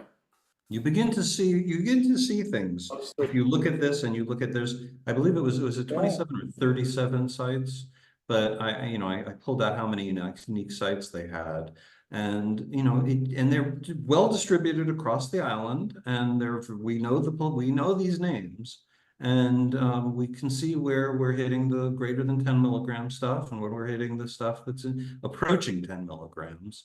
We're just doing nitrogen analysis in these pages. I find them revealing all by themselves, just with what Greg has done so far. Although yes, the less than sign has to be tracked down, and the meaning of that, because if it means that it doesn't make sense, the less than sign. Can I ask one more question? Yes, absolutely, Lisa, but just let me continue for a second. When I looked at the same data, I pulled out all the rows that had PF as the starting of what the name of the contaminant was. You don't have that in the way that Greg has presented it. It doesn't show the list of various contaminants that they're looking at. But there was a whole range of PFOS, PFOS, PF, and a whole bunch of the variations of that in this raw data. And I'm quite confident that by looking at the data carefully and doing some data massaging and data analysis, we'll actually be able to see the degree of correlation between our nitrogen numbers and the PFOS numbers, or the variations of PFOS and PFAS. And just have more of a feeling of what nitrogen is indicating, what else nitrogen is indicating. This is the full range, remember. These tests are based on the Suffolk County tests that do the full range of contaminants. So as we take these particular sites and we analyze them and look at them for just nitrogen, and Greg has done this work looking at them for saltwater contamination, saltwater intrusion, for chlorides, we will also be able to pull out, is that associated with any other particular contaminant? For example, with nitrogen, we would expect it to be associated with other contaminants that we know are in septics. Okay, Lisa, you had something. Well, yeah, I'm just looking at item number, and I don't want to make public comment about specific industries or companies. That 126 through 137, or I don't want to say it out loud. Eli's Yeah, I know, but I didn't want to say. Anyway, those ammonia values, wouldn't they be a very clear indication that there is a faulty septic Specifically for system? We monitor this. Yeah, raw waste. It would look like raw waste. I would say that's a very high indicator of raw waste. Just match them. I'll take a look. I mean, it used to be a gas station, but that's not what we're looking at here. BTEs there at one point. Thinking maybe we just don't associate. Zero is a limit. I mean, you should have any ammonia. Yeah. All right, And the other question I had for Greg, I know you said, you told me once before you told us, but I'm still I was reading or not paying attention, and that is, when there are two tests done on the same day, what is that indicative of? That would be the raw water being tested, and then whatever water has been treated. Service. Right. Okay. That's Yeah, that's how they do it. Yeah. If you want to go, just another, like, scratch your head here a little bit, if you go on page 5, starting at row 165. Yeah. So that store has 1, 2, 3, 4, there's 4, 5, 6, it's got one flagged item for above the MCL, one 7.8, and then really the balance of them are above the action level. They are right next to the store that is 1 through 8 on the first page. Also next to. They are, you know, I mean, I could even putt that, you know, I don't even need a long iron. You know, they're right next to each other, and yet that's the difference. But that points a little bit to what Joe was saying earlier, in that how deep is the well? Where's the screen? You know, there's a lot of things that can influence There's that. a dog park across the street from them, which will help back the Presbyterian Church, which is right across from Tiles. Yes. Well, but. I'm just saying. This other one is right there as well, so. That's right. So why the variation? Oh, it's downstream. And the town doesn't, what, this is a question for Joe, who may know, I don't know. Do these numbers come out and are looked at by either you or somebody else, or does the county say, here are the sites where you seem to have an issue? Or does this stuff that happens and Suffolk County looks at it? And what, is there anybody saying, oh, here's an issue, let's go there and say, hey, you have an issue here, we have to get it resolved? Is there anybody that's out on the street saying, hey, what's going on? Yeah, of course. So the town doesn't monitor all non-community sites if they're not town. You know, that's a private business. Right. That's subject to health department regulation. So we obviously monitor the ones that we're responsible for. We are obliged to oversee the compliance. The county does the monitoring, the enforcement, the mandates. They are the regulating arm for all of these non-community private businesses. But my understanding is that at the red levels, those businesses are subject to new requirements. Filtration. At any level, they're subject to non-community system. Just means that they are subject to regulation because of the function of their facility, not because they have a water quality issue. They may, right. So that you could have a non-community system that's regulated, tested, has no treatment because it's not required, but still gets visits from the health department to make sure that they continue to not have any problem. When we hit the flagged levels, when one of those businesses hits the levels where they're exceeding the maximum contaminant level. Oh, then the water is not potable. Then their water is non-potable and they're required to take action filtrating or replacing the water source or in some fashion before they can continue to operate, or before they begin to fall under enforcement. That's correct. And there are many phases and combinations of those types of enforcement and mandates. Sometimes there are extension periods, sometimes there are bottled water mandates where the facility can stay open. For instance, that's how the Presbyterian Church continued to function when their nitrates exceeded the potability limit, but before treatment systems were installed, everyone had to use bottled water for cooking, for drinking. Bottled water service was required, but the health department will only allow that for so long, and that's supposed to give you time to transition to the mandated treatment system, which they oversee as well. So you have to then solicit the design. It has to be approved by the health department. You have to install it. They have to approve the installation. So it's a full soup to nuts process. But if I can, if you look at line item number 76 through, say, the other flag 79. Okay, and again, Ionex, whatever, that 10.9 nitrate and the 10.4, they're on West Neck Water District. This is the bathroom. Yeah. Crescent Beach? That's not the hotel. It's not, thank you.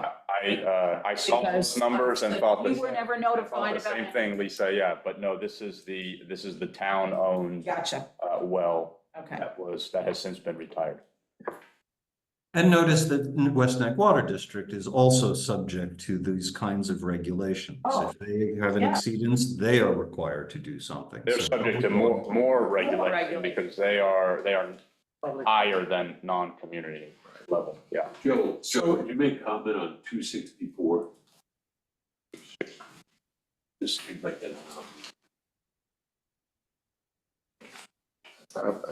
Joe advised me, he says that number does not look right. Yeah, I mentioned to Greg that Right. the correlate, I'm seeing a number of issues between the treatment category and the readings, because we have had this treatment in place at the nutrition program now for several years, and we've never had a treated water sample at 8.2. But you would. The 2 and 23. This could be a raw number. Would be numbers that That's what you. typically I'd expect. Yeah, so that's what I mentioned to Greg, the treatment category here doesn't seem, something might be misaligned with the data in the sorting, and then. Well, that's what I was thinking, maybe when there was a sort done, it didn't quite carry all the. It could be raw water. This could be right out of the way. Yeah, because, what makes me think there's a sorting error is looking at that line specifically, 264.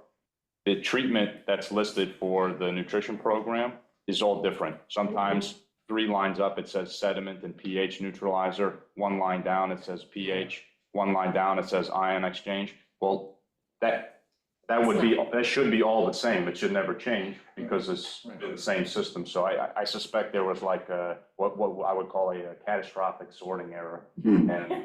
And now you have a misalignment that may be impossible to.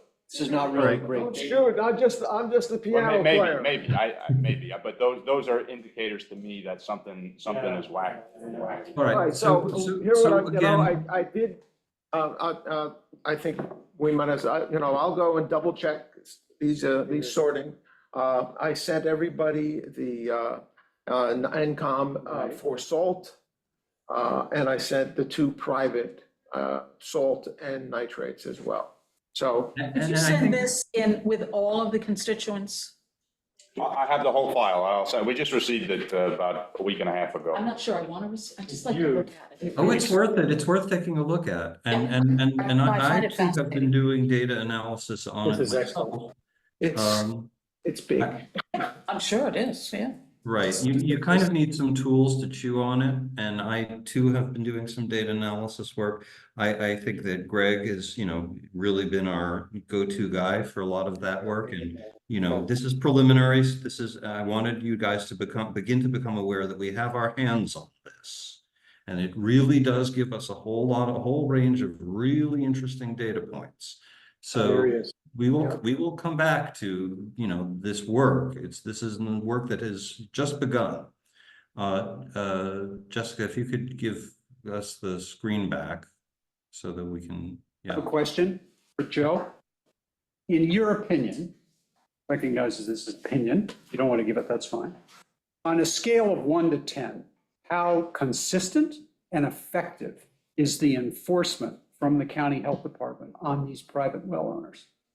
Oh, it's unavoidable. You can't evade their regulation, certainly without being criminal.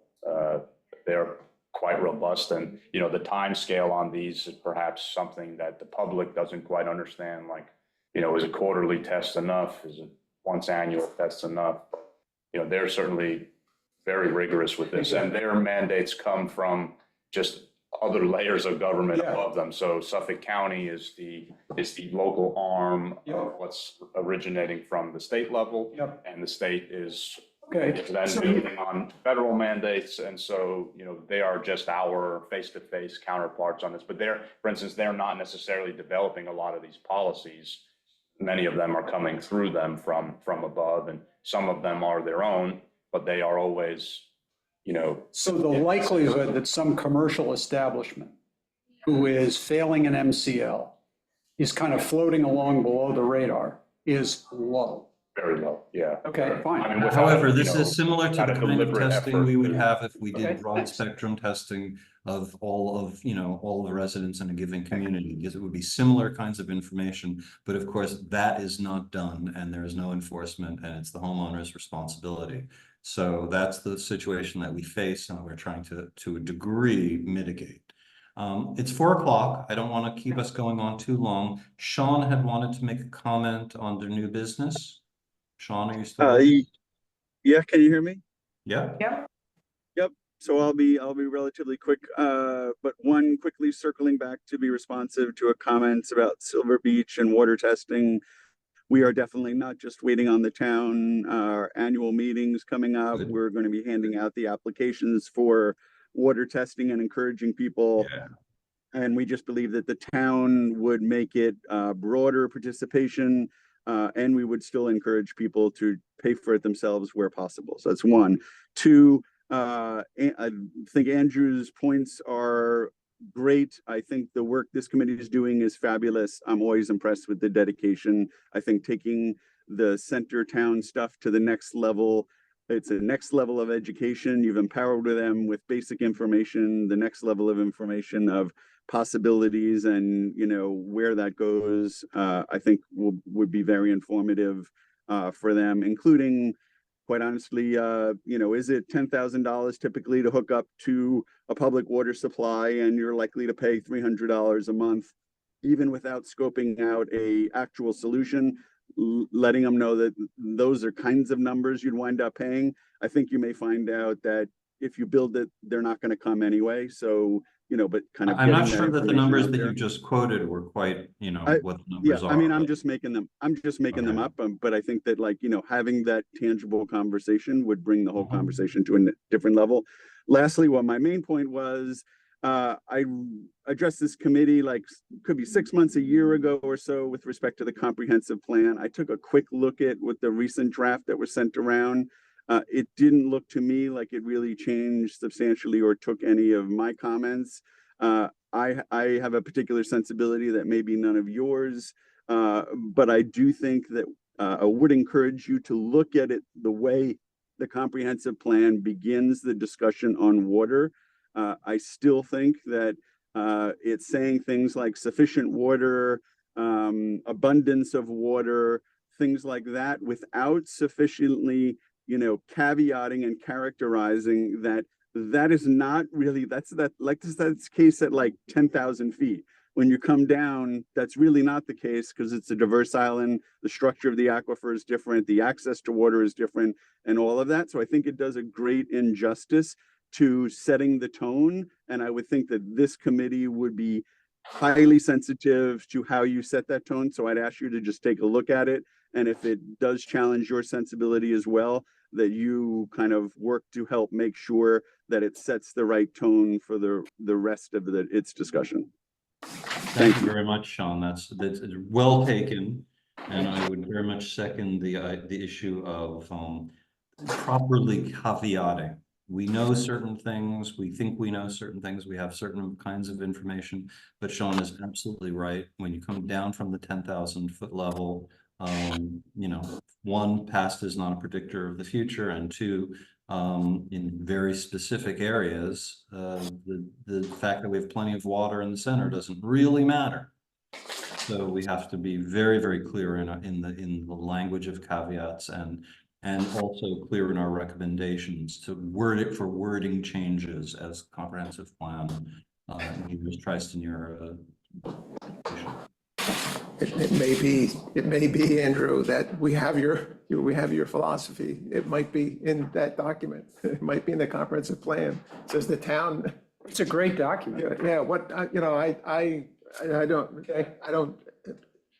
it wasn't read, I didn't read it in any recent time, but it may be answering some of the questions inadvertently.